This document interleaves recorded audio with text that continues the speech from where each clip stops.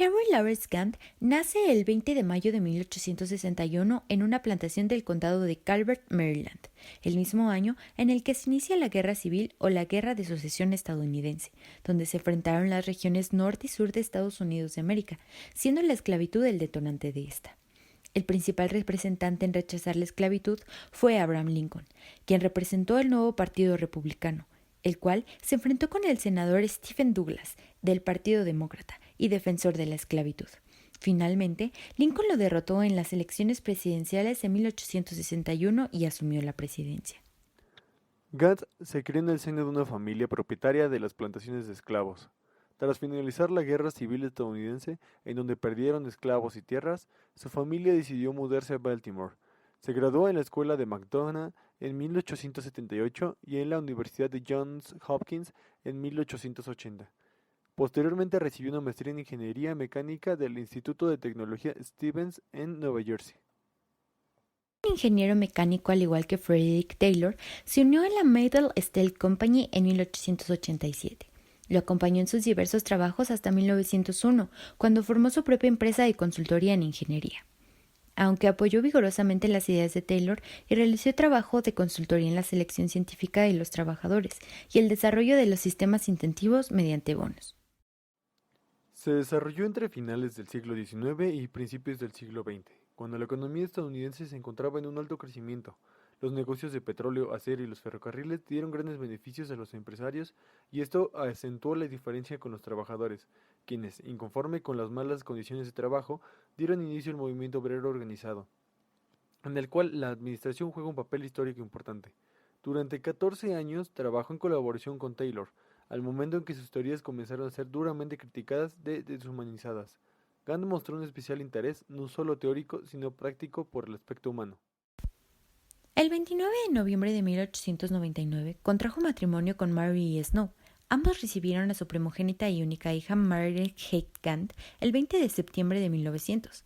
Gantt decidió abandonar el sistema de tasas diferenciales porque consideró que era una fuente de muy poca motivación, y a cambio presentó esta idea una de sus mayores aportaciones.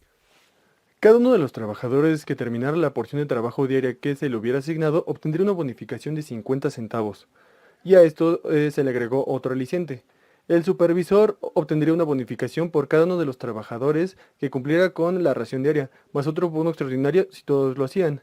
Según Gantt, esto motivaría a que los supervisores preparen mejor a sus trabajadores para desempeñar mejor su trabajo. Sus dos conceptos básicos fueron el humanismo y la bonificación por tarea. También enfatizó la importancia de la capacitación y el entrenamiento para el mejor desarrollo de los trabajadores. Esta fue una innovación de importancia mundial en la década de 1920. Se empleó en importantes proyectos de infraestructura, incluida la construcción de la presa Hoover y el sistema de autopistas interestelares en los Estados Unidos. El avance de cada uno de los trabajadores era calificado públicamente y registrado en las comunas individuales de las gráficas, en negro cuando el trabajador llegaba al parámetro y en rojo cuando no lo hacían. Además, Gantt fue el iniciador de las gráficas para calendarizar la producción, llamado el diagrama de Gantt, su principal y más importante aportación, el cual se sigue usando en nuestros días. De hecho, está traducido a 8 idiomas y se usa en todo el mundo.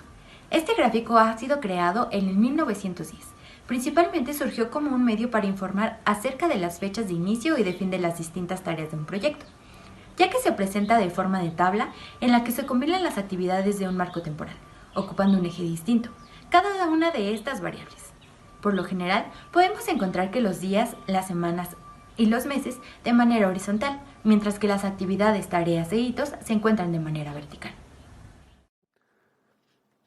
A finales del siglo XIX, la administración y las organizaciones fueron un producto de su momento y su contexto histórico-social.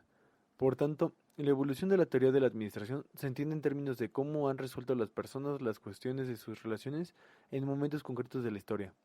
La administración científica es el nombre que recibió debido al intento de aplicar los métodos de la ciencia a los problemas de la administración para lograr una gran eficiencia industrial. Los principales métodos científicos aplicables a los problemas de la administración son la observación y la medición. La teoría de la administración científica surgió en parte por la necesidad de elevar la productividad. A mediados del siglo XX, en Estados Unidos en especial, había un poca oferta de mano de obra. La única manera de elevar la productividad era elevando la eficiencia de los trabajadores.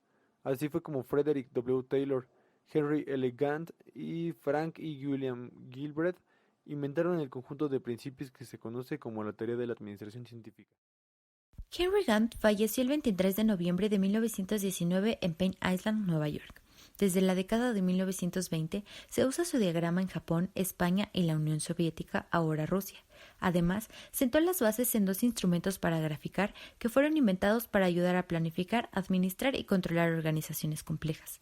El método de la ruta crítica inventado por DuPont y la técnica para revisión y evaluación de programas desarrollados por la Armada de Estados Unidos. El Lotus 123 también es una aplicación creativa de la gráfica de Gantt.